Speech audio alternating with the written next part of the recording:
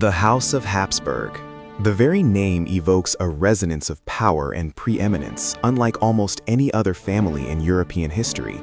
A dynasty whose reign spanned over 6 centuries, dominating the continent, from the cold valleys of modern-day Switzerland to the golden kingdoms of Spain, and beyond, with empires upon which the sun literally never set.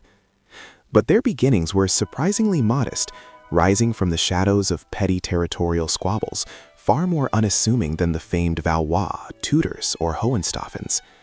Rudolf of Habsburg, the man elected as King of the Romans in 1273, was no legendary warrior or heir to an ancient crown. He was merely a far-sighted Swiss count who laid the first keystones of the coming greatness, acquiring the Duchy of Austria, the land that would become the immovable, staunch heart of the family for the rest of its existence. It was from the rugged fortresses of Austria that the Habsburgs began to implement their peculiar strategy, one that did not rely on the sword, though they waged many bloody wars, but on a much more sophisticated political tool: marriage. The famous maxim, "Let others wage war, you, happy Austria, marry, for the kingdoms which Mars gives to others, Venus will bring to you," was not merely a slogan, it was a blueprint for expansion. They wove a tapestry of strategic marriages, intermarrying their children into the royal houses of Burgundy, Hungary, Bohemia, and most crucially, Spain. The marriage of Maximilian I, a man of the Renaissance, a patron of the arts, and a sharp strategist, to Mary of Burgundy brought vast, wealthy territories in Western Europe. The crescendo of this strategy arrived with his grandson, Charles, born in 1500, who would inherit an astounding patrimony, a domain unlike anything seen since the Roman Empire. When Charles V ascended, he was not just the Archduke of Austria, he was King of Spain, Naples, and Sicily, ruler of the Netherlands, and ultimately Holy Roman Emperor, making him the single most powerful man in the entirety of the Christian world. The Habsburg ascent was no historical accident or a mere string of military victories. It was the calculated, slow, almost irresistible accretion of territorial power through familial bonds, casting a gigantic shadow across the entire map of Europe, a shadow that would define the continent's destiny for centuries to come. The staggering inheritance of Charles V, encompassing Central Europe, the Italian peninsula, the Iberian mainland, and the vast, newly discovered riches of the Americas, presented a logistical and political challenge of unprecedented scale, an entity so immense it seemed destined to fracture under the sheer weight of its own disparate parts. His reign was the incandescent peak of Habsburg fortune, yet simultaneously the beginning of its profound systemic stress, a continual, exhausting confrontation with the turbulent forces reshaping the 16th century world. The first great challenge was the relentless geopolitical pressure from France, the Valois kings perceiving Charles's encirclement as an existential threat, leading to decades of costly, brutal Italian wars, where Habsburg and French armies clashed repeatedly for control of the strategic heart of Europe. Compounding this external pressure was the internal seismic shift of the Protestant Reformation, initiated by Martin Luther's defiance.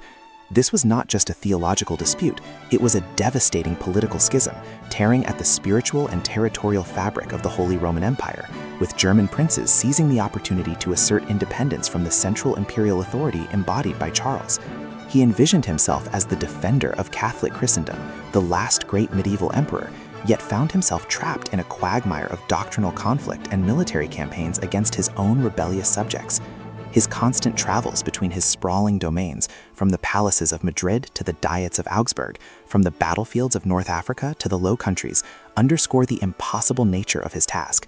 No single man could govern such an empire effectively, nor could the vast, overlapping territories truly be unified under one crown. The strain of these endless conflicts, the political maneuvering, and the administrative nightmare finally broke the emperor's will.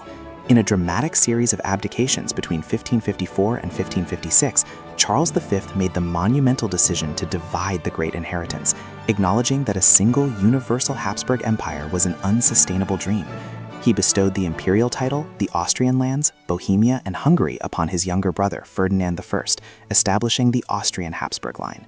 To his son, Philip II, went the Spanish crown, the Netherlands, Naples, and the colonial empire, creating the Spanish Habsburg line.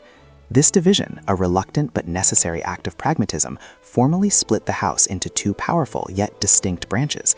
While seemingly a weakening, it was in fact a strategic retreat, an attempt to manage the unmanageable, ensuring that the Habsburg grip on Europe, though now dual, remained ironclad, setting the stage for the next 100 years of European power politics.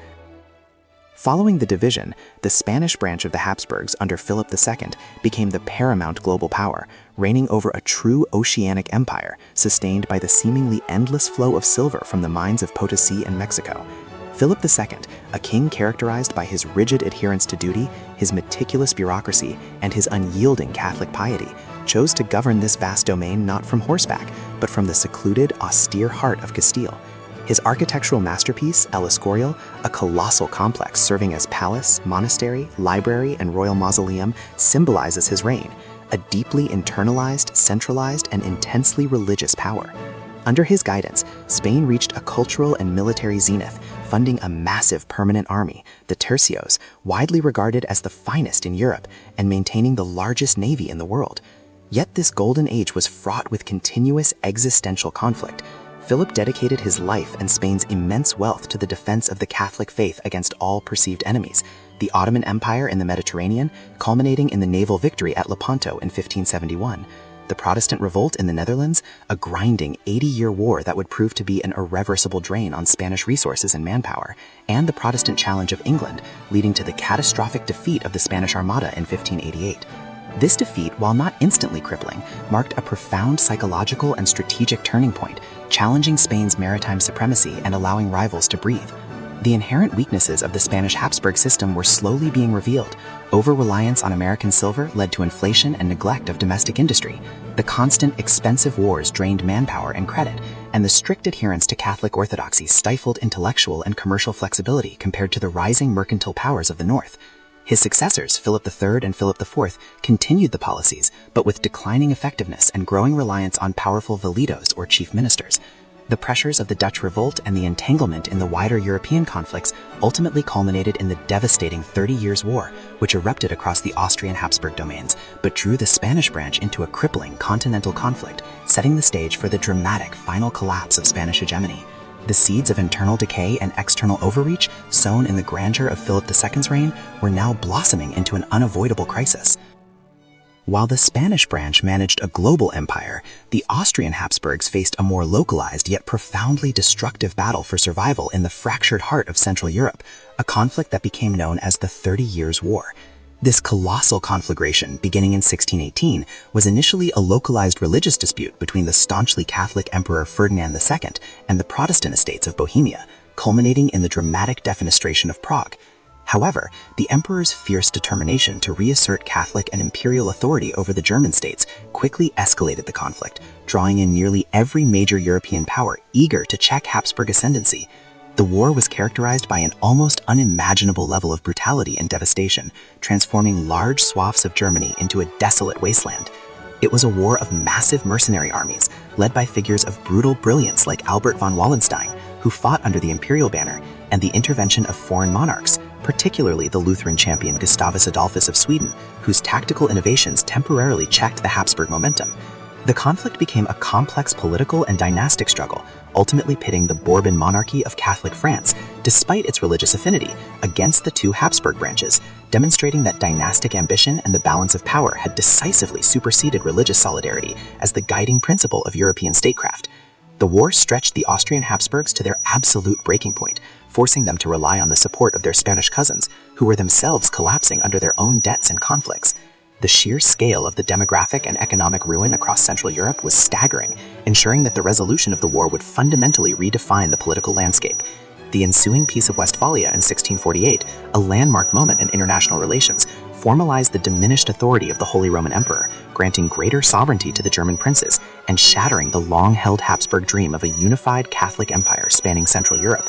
While the Austrian Habsburgs retained their core hereditary lands of Austria, Bohemia, and Hungary, their universal imperial preeminence was irrevocably broken, marking a definitive shift in the continental balance of power and signaling the twilight of the Spanish branch. Following the devastation of the mid-17th century, the Spanish Habsburg branch entered a terminal decline, hounded by a mixture of political mismanagement, economic exhaustion, and a deeply unsettling genetic crisis. For over a century, the Spanish Habsburgs had engaged in a systematic, aggressive policy of inbreeding to keep their vast, precious inheritance within the family, believing that royal blood, kept pure, was essential for the continuation of their divinely ordained rule. This pursuit of purity resulted in an unprecedented level of consanguinity, tragically accumulating and magnifying recessive genetic traits across the royal line.